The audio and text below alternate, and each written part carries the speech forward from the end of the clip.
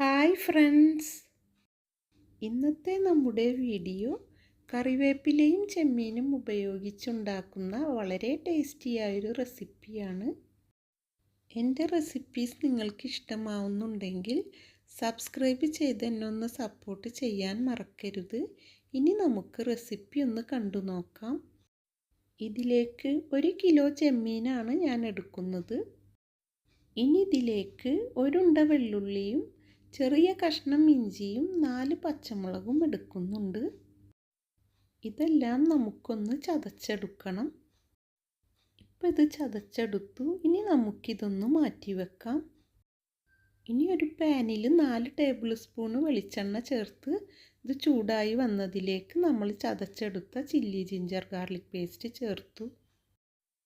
ഇനി ഇത് ചെറിയ തീയിൽ വെച്ച് ഗോൾഡൻ കളറിൽ വഴറ്റിയെടുക്കണം. ഇപ്പോൾ ഇത് റെഡിയായി വന്നു. ഇനി ഇതിലേക്ക് നമ്മൾ എടുത്തു വെച്ച ചെമ്മീൻ ചേർത്ത് നന്നായി മിക്സ് ചെയ്തെടുക്കണം. മിക്സ് ചെയ്തെടുത്ത ചെമ്മീൻ 5 മിനിറ്റ് വഴറ്റിയെടുക്കണം. ഈ ടൈം കൊണ്ട് ഇതിലേക്ക് വേണ്ട ബാക്കി ഇൻഗ്രീഡിയൻസുകളൊന്ന് റെഡിയാക്കിയെടുക്കണം. ഇതിലേക്ക് 20 അല്ലി കറിവേപ്പിലയാണ് ഞാൻ എടുക്കുന്നത്. ഇതിൻ്റെ നടുവിലുള്ള തണ്ടുകളൊക്കെ നീക്കി ഇല മാത്രം നമുക്കെടുക്കണം. ഇനി ഇതിലേക്ക് ഞാൻ എടുക്കുന്നത് 1/4 ടീസ്പൂണ് ചെറിയ ജീരകം, 1/2 സ്പൂണ് പെരിഞ്ജീരകം, 1/4 ടീസ്പൂണ് ഉലുവ, 1 ടേബിൾ സ്പൂണ് കുരുമുളക്. ഇനി ഇതിലേക്ക് എരിവിന് ആവശ്യത്തിനുള്ള പച്ചമുളകും അല്പം മല്ലിയിലയും എടുക്കുന്നുണ്ട്. മല്ലിയില നമുക്കിതിൽ നിർബന്ധമല്ല, നിങ്ങൾക്ക് താല്പര്യമുണ്ടെങ്കിൽ ചേർത്താൽ മതി. ഇനി ഒരു മിക്സിയുടെ ജാറിലേക്ക് നമ്മൾ എടുത്തു വെച്ച എല്ലാ ഇൻഗ്രീഡിയൻസുകളും ചേർത്തതിന് ശേഷം ടേസ്റ്റിന് ആവശ്യത്തിനുള്ള ഉപ്പും ചേർത്ത് നമുക്കിത് ഒട്ടും വെള്ളം ചേർക്കാതെ ഒന്ന് അരച്ചെടുക്കണം. ഇനി ഇതിലേക്ക് 1/4 കപ്പ് വെള്ളം ചേർത്ത് നന്നായി അരച്ചെടുക്കണം. ഇപ്പം ഇത് റെഡിയായി. ഇപ്പം 5 മിനിറ്റ് കഴിഞ്ഞു. നമ്മൾ വഴറ്റാൻ വെച്ചിരുന്ന ചെമ്മീൻ്റെ കളറൊക്കെ ചെറുതായി മാറി ചെമ്മീൻ്റെ നീരൊക്കെ ഈ മസാലയിലേക്ക് ചേർന്ന് വന്നു. ഈ ടൈമിൽ തന്നെ നമ്മൾ ഇതിൽ ചേർത്ത ഗാർലിക് പേസ്റ്റിൻ്റെ ചെമ്മീൻ്റെ നല്ലൊരു മണം ഇതിൽ നിന്ന് വരുന്നുണ്ട്. ഇനി നമുക്ക് അരച്ചു വെച്ച മസാല ചേർത്ത് നന്നായി മിക്സ് ചെയ്തെടുക്കാം. ഇനി നമുക്കിത് ഇടയ്ക്കിടെ ഇളക്കി കൊടുത്ത് ഒന്ന് തിളപ്പിച്ചെടുക്കണം.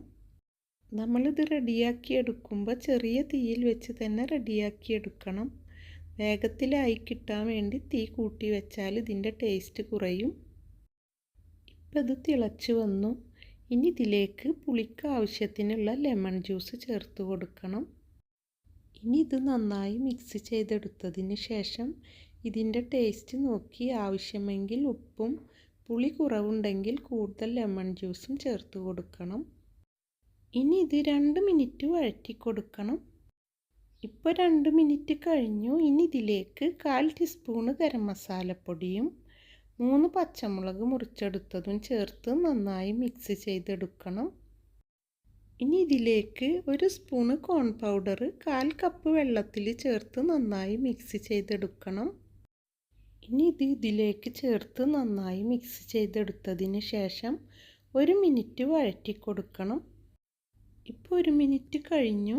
ഇനി നമുക്ക് അടുപ്പ് ഓഫ് ചെയ്യാം. ഇനി ഇതൊന്ന് താളിച്ചെടുക്കണം. ഇനി ഇതിലേക്ക് 2 അല്ലി വെള്ളുള്ളിയും 1 ചെറിയ ഉള്ളിയും അല്പം കറിവേപ്പിലയും എടുക്കണം. ഒരു പാനിൽ 3 ടേബിൾ സ്പൂൺ വെളിച്ചെണ്ണ ചേർത്ത് ഇത് ചൂടായി വന്നതിലേക്ക് നമ്മൾ എടുത്തു വെച്ച ഇൻഗ്രീഡിയൻസുകളെല്ലാം ചേർത്തു. ഇനി ഇത് ഗോൾഡൻ കളറിൽ ഫ്രൈ ചെയ്തെടുക്കണം. ഇപ്പോൾ ഇത് ഗോൾഡൻ കളറിൽ റെഡിയായി വന്നു. ഇനി ഇത് ഇതിലേക്ക് ചേർത്ത് നന്നായി മിക്സ് ചെയ്തെടുക്കണം. ഇപ്പം നമ്മുടെ അടിപൊളി ടേസ്റ്റിലുള്ള കറിവേപ്പില മസാല ചെമ്മീൻ കറി ഇവിടെ റെഡിയായി. ഇനി നമുക്കിത് സെർവ് ചെയ്യാം. വളരെ ടേസ്റ്റിയായൊരു റെസിപ്പിയാണ്. നിങ്ങളെല്ലാം ഇതൊന്ന് ട്രൈ ചെയ്ത് നോക്കണം.